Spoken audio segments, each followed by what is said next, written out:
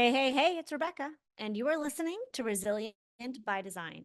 Today is a shorty episode, and I'm going to share with you specifically the number one process that you need in your interior design firm. There are so many processes, I know, and that's the whole point of my course, Power of Process. But if you are feeling overwhelmed and you're like, hey, what is the one thing? Where do I need to start? Or what's the most important? That's what today's episode is all about. So let's roll. All right. I'm Rebecca Hay, and I've built a successful interior design business by trial and error, podcasts, online courses, and so many freaking books. Over the last decade, I've grown from an insecure student to having false starts to careers, and now I'm finally in the place where I want to be.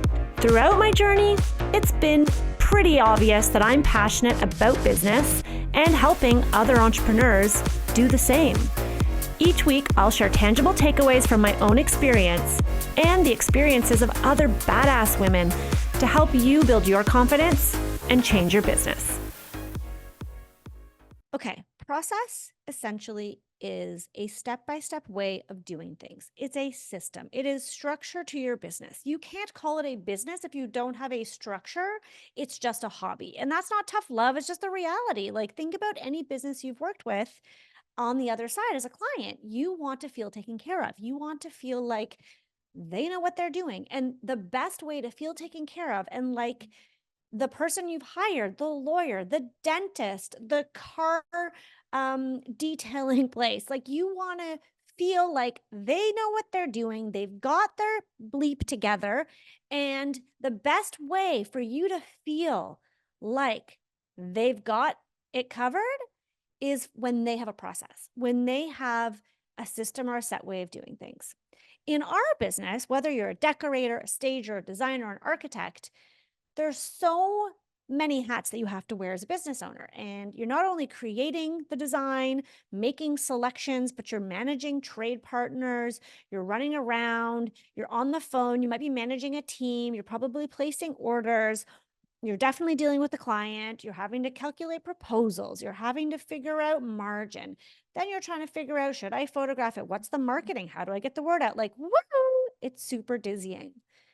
When a client hires you, though, for a creative interior design service, the one process that, in my opinion, actually is the most important, and in fact, this is not even where I started with process, but I would say this was probably my biggest goal when I first went down this process creation journey, and I was like, what do I need to do to be more successful? I want to make more money. I want to feel less chaos, and I want to have happy clients because I'm a people pleaser. And so the one thing that I was always striving for was a presentation, right? Like you see them on Instagram, you see everyone with their acrylic, beautiful trays. Mine, by the way, were from West Elm, if anyone's asking. I don't know if they still sell them. I get those questions all the time when you guys see pictures of them. But had these acrylic trays, you see people having wining and dining their clients. And I remember seeing that on Instagram back in I don't know, I want to say 2017, thinking, wow, I can't even imagine that being me. I couldn't even put myself into that scenario. I thought I needed an office space. I thought I needed to have a team. I thought I needed to have a $5 million project. Turns out all I needed was a freaking process. And the process that I needed that was going to help me get there, that specific thing, was the process I'm going to share with you right now. This is the number one process that you need as a creative in an interior design business. You still need all the others, but this is a great place to start. You need a process for design, presentation, and approvals. Why? Why did I pick that? I could have picked anything. I could have picked your onboarding process. How do you qualify new leads? I could have picked how do you onboard that new client once they've signed on? I could have picked how do you actually put the design together? I could have picked a process around ordering. I could have picked a process around deficiencies and closing out a project. There are so many processes and systems. But this one is so important because this is where you are doing your creative work. And that is a pivotal moment where they've hired you for something. This is the tangible thing they've hired you for, even though there's all these other soft skills that you're doing behind the scenes. This is that pivotal moment where you're going to cross over between here's what's in my brain and I'm showing you And when you say yes, we're off to the races. A process for how you present your ideas and designs to your client is integral to a successful business. It's integral to making money. It's integral to your freaking sanity. Because I used to just show up at their house. I had a couple fabrics and a floor plan, and they'd be like, "What's next?" I'm like, "Okay, well, I'm going to get some prices. And then I'm going to go pick some fabrics. And then we can decide about the drapery. Maybe I'll get the drapery guy to come next week and we do a check measure. And let's talk about what we want to do there. Like, let's get that order placed though for the sofa because that's a long lead time, right? And then we can look at carpets. Do you want to meet me at Weaver's Art next week and we can pick carpets?" And there was no process to present my ideas. My process was a process, I suppose. It was freaking chaotic. And there was no system for approvals. Like, it was verbal. Like, if you're listening right now, just nod away. Nod away. I can't see you, but I know there are many of you listening right now who are like, "Yep, oh yeah." There was a process in my mind, sort of. It was like, well, we're continually moving forward. We have momentum, but we got decision fatigue. We got second guessing. We got, "I didn't say that. Did I approve that?" You name it. So having a process for how you present your ideas is going to be very, very important, because once you present the ideas, tied into that is the approval process. So for me, that has changed over the years, right? Like, I used to do what I just told you, kind of go with the flow. Then I was like, I'm just going to present everything. I'm going to meet them on trade day and I'm going to take all their ideas, and like 2 months later, I'm going to present them. But then I was like over budget or I missed the mark on something. So our new process is a concept and budget review followed by a full presentation.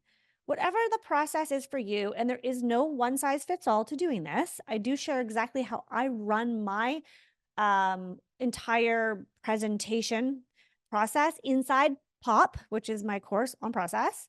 I share exactly how I do it. I have checklists for you guys. There's templates there.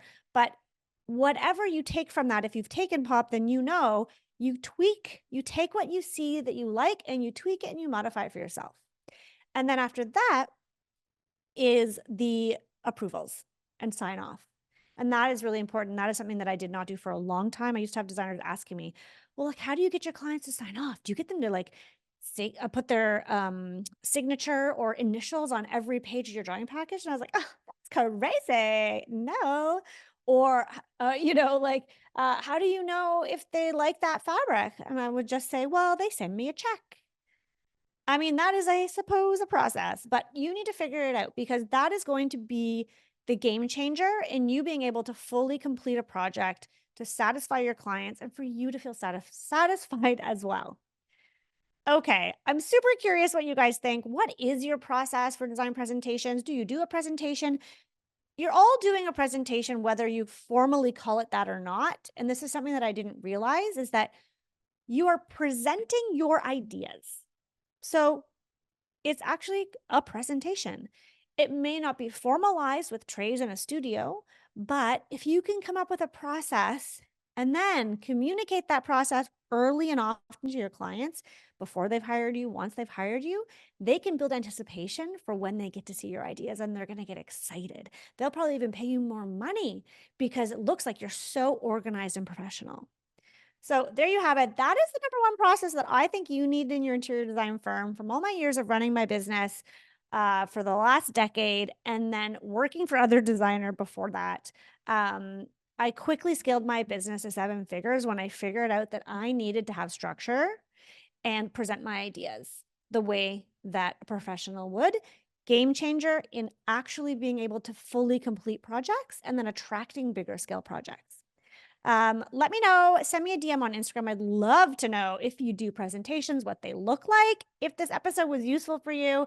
Of course, if you want to learn a little bit more about Power of Process, come on over and join us in this next cohort. Just go to RebeccaHay.com/power of a process, whatever you call it, process. And I'll see you soon.